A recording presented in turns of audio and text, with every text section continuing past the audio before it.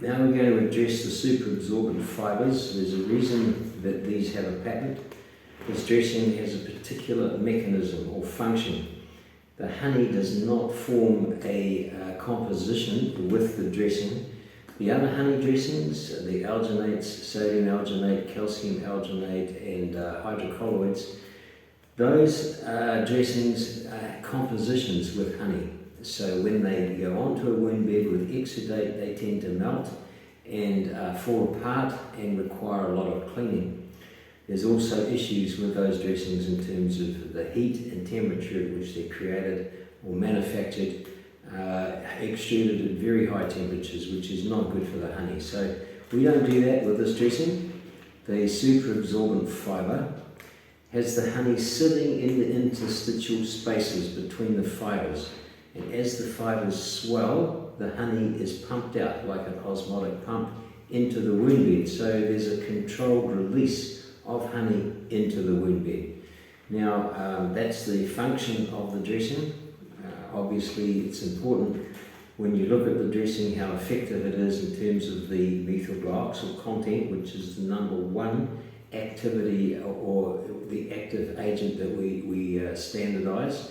There are a lot of others, phenolactic acid, the levo isomer, they work in a synergy together, but the number one standard that we address when looking at the standardising the dressings is methyl glycol, and we run at about 700 mgo in this dressing. That is highly effective. 400 is about the cut-off level. Below that you're dealing with MIC values, so we like to stay well above 400. And the other thing is these dressings are sterilised by E-beam, which is considerably softer than gamma. Gamma radiation is far more aggressive on a natural product.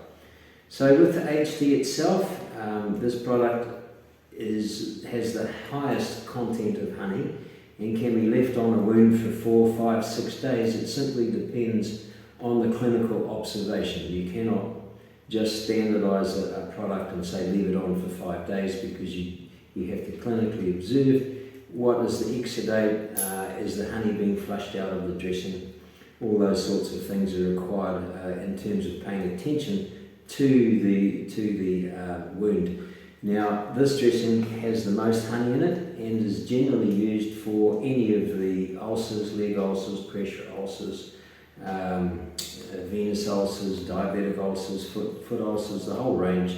It's very, very good for ulcers. It's good for first, second degree burns, although I prefer the text, we'll come to that later.